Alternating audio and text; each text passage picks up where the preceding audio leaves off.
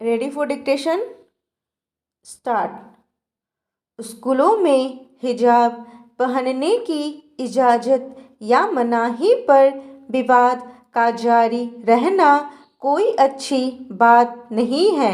सर्वोच्च न्यायालय से बृहस्पतिवार को बहुत उम्मीद थी कि कोई निर्णायक फैसला आएगा, पर दोनों न्यायमूर्ति एकमत नहीं हुए।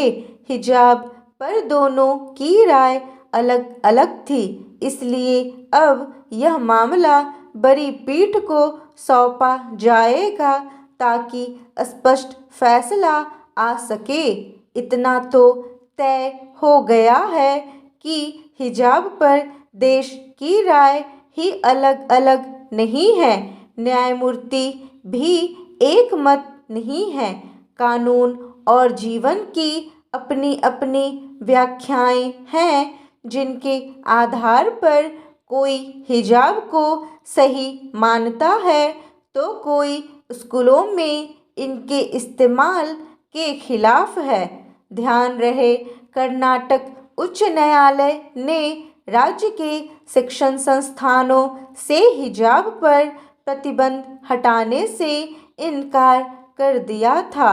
उच्च न्यायालय के इस आदेश को ही देश के शीर्ष अदालत में चुनौती दी गई है।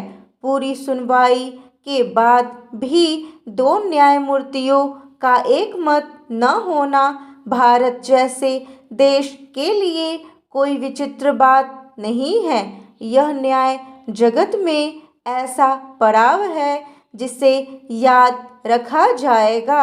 हाँ, इतना जरूर कहा जा सकता है कि अगर दोनों न्यायमूर्तियों के विचार मेल खाते, संविधान के तहत एक फैसला आता तो ज़्यादा बेहतर होता। भ्रम और बहस की गुंजाइश बढ़ गई है। देश के लोगों ने इस विषय पर खूब चर्चा की है। अब आगे भी चर्चा जारी रहेगी और उसमें समय संसाधन का भी व्यय होगा। हम आज के दौर में लगातार देख रहे हैं कि बहुत मामूली विषय पर देश में चर्चा हो रही है और ऐसे विषयों को ज़्यादा पसंद किया जाता है जो नफरत बढ़ाने के काम आते हैं। सर्वोच्च न्यायालय में शायद अब प्रधान न्यायाधीश को हस्तक्षेप करना होगा, वहीं बड़ी पीठ के गठन का फैसला करेंगे। दोबारा सुनवाई शुरू होगी।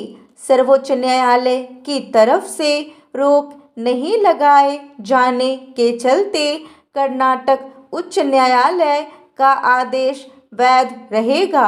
हिजाब के पक्षधर लोगों को खुशी का ही एहसास होगा, क्योंकि एक तरह से उनके पक्ष में ही न्यायमूर्ति धूलिया का कहना रहा है कि हिजाब पहनना एक व्यक्ति की आज़ादी के अधिकार के तहत सुरक्षित है। हालांकि शिक्षण संस्थानों में हिजाब पहनने पर रोक जारी रहने से अनेक लड़कियों की परेशानी भी जारी रहेगी। गौरतलब है, 15 मार्च को कर्नाटक के उडुपी की कुछ छात्राओं ने कक्षा में हिजाब पहनने की मंजूरी के लिए कर्नाटक हाई कोर्ट में याचिका लगाई थी। एक बड़ा समूह है जो हिजाब के पक्ष में फैसला चाहता है और इस विषय पर राजनीति भी हो रही है। इसमें कोई शक नहीं है कि हिजाब एक जटिल विषय है। इस पर सबकी अपनी राय है। मुस्लिमों में भी बड़ी संख्या में ऐसी महिलाएं हैं जो हिजाब विरोधी हैं। ईरान तो इस्लामी देश है, लेकिन यहाँ हिजाब के खिलाफ आंदोलन चल रहा है। उधर स्विट्जरलैंड बुर्का प्रतिबंध की तैयारी में है। बुर्का पहनने वाली महिला को $1005 का जुर्माना चुकाना पड़ेगा। एक सवाल यह भी है कि बुर्का और हिजाब कितना अलग है। हर शिक्षण संस्थान के अपने कायदे होते हैं। उसी हिसाब से छात्र छात्राओं को पोशाक पहनने के लिए पाबंद किया जाता है। यदि हम स्कूल ड्रेस के तहत कुछ भी पहनने की इजाज़त दे तो दूसरी बात है, लेकिन क्या स्कूलों में पढ़ने वालों को अपनी पसंद के अनुरूप पहनने का अधिकार देना चाहिए? आने वाले दिनों में जो भी फैसला होगा, तमाम स्कूलों के ड्रेस पर इसका असर जरूर पड़ेगा। फैसले का इंतजार सबको है।